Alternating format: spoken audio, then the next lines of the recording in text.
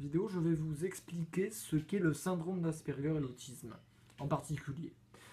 Alors, pour vous, un Asperger, qu'est-ce que c'est? Eh bien, on peut penser, dire non, mais la personne, elle a l'air tout à fait normale, et pourtant moi-même, je suis un Asperger, et vous allez dire non, je suis pas autiste. Bah, tout simplement parce que ça se voit pas?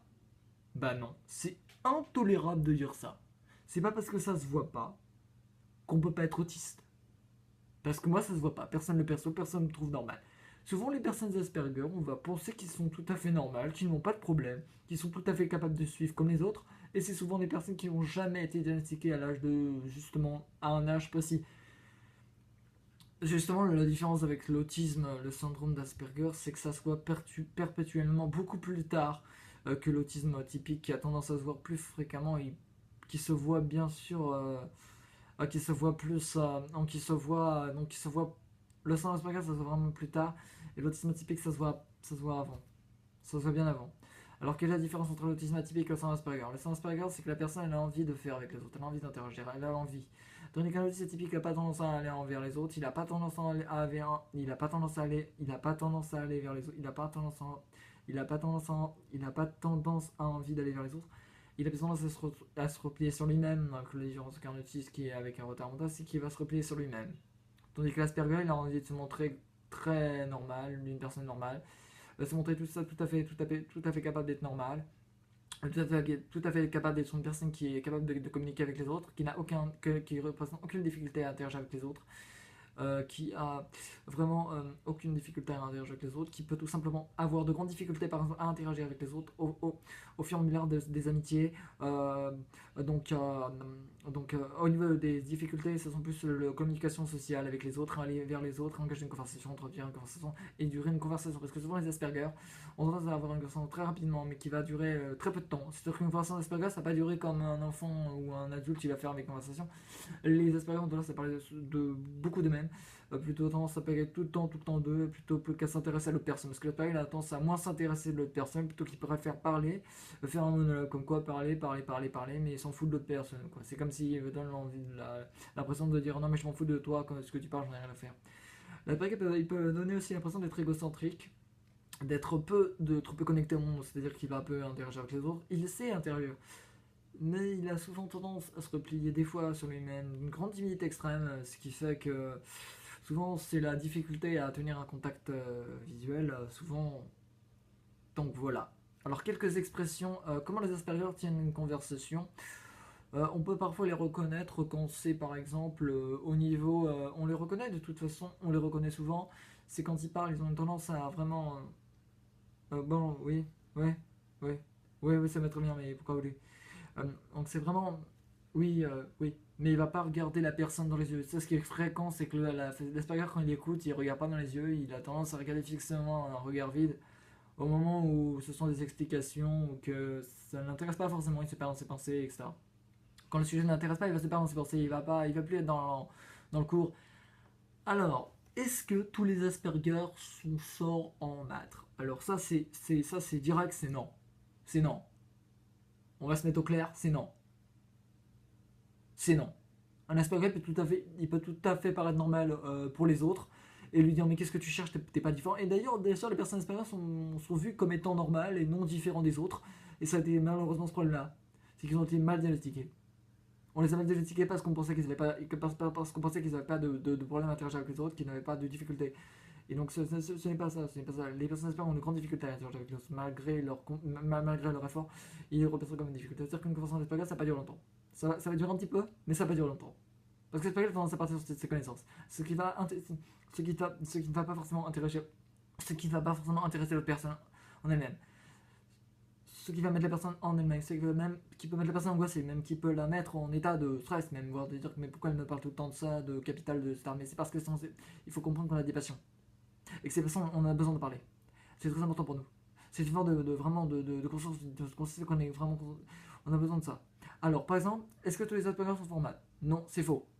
Les Asperger sont très forts dans le domaine qu'ils aiment. Ça c'est vrai. D'autres vont être forts en maths, d'autres en sciences physiques, d'autres en histoire, mais ils sont pas tous forts partout. Ok. Bon, voilà. Donc après, alors, donc voilà.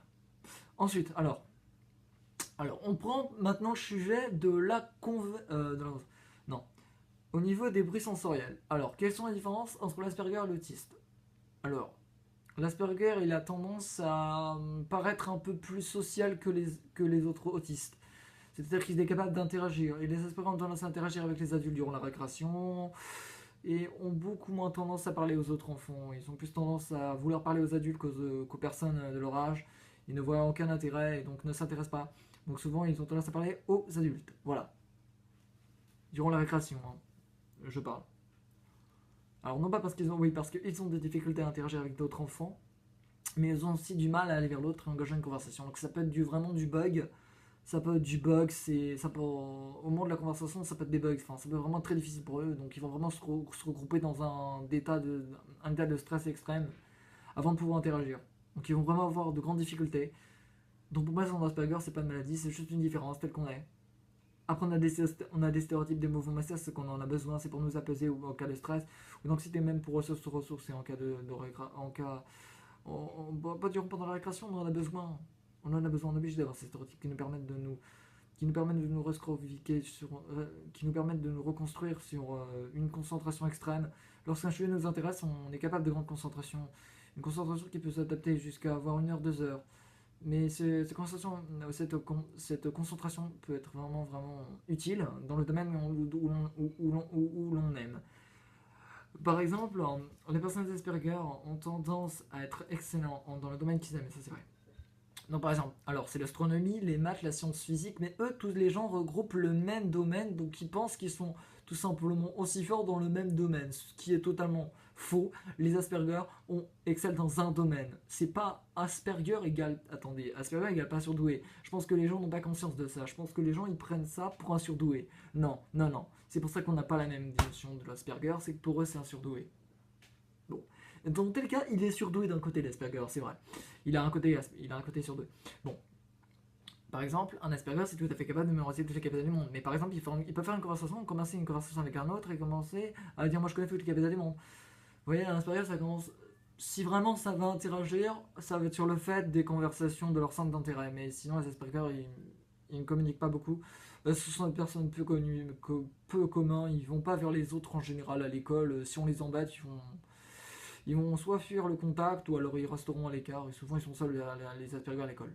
Comme moi d'ailleurs, je suis seul à l'école. Et puis, d'autant plus, ça me gêne pas parce que je préfère être seul que me faire embêter par les autres élèves de l'école.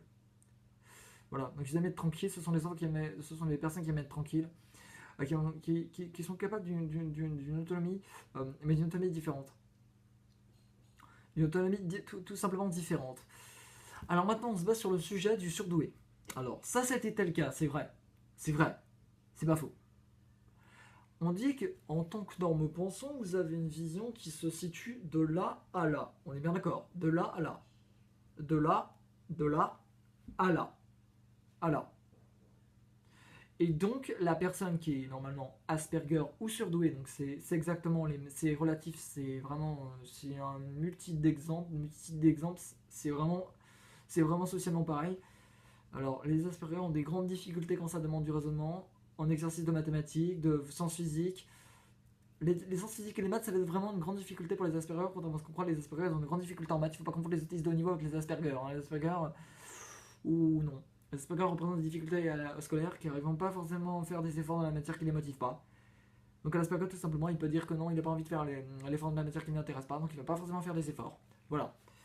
Donc, alors, ensuite. Donc, maintenant, je vais vous prouver sur le surdoué qu'il a une vision plus large. Le surdoué, ce qui est totalement vrai, ça a été prouvé, c'est vrai. Donc maintenant, nous allons faire le test. Alors, en tant que norme pensant, vous pensez que vous avez une vision comme ça, de là à là. Ce qui est totalement vrai.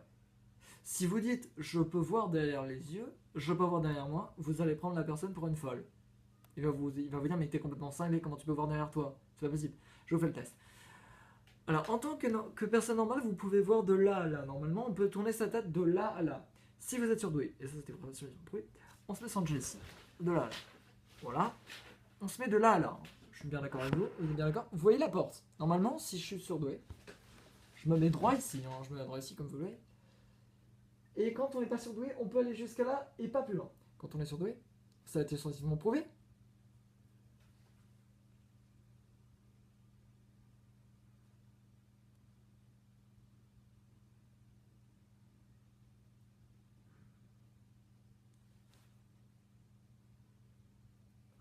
Voilà. Je vois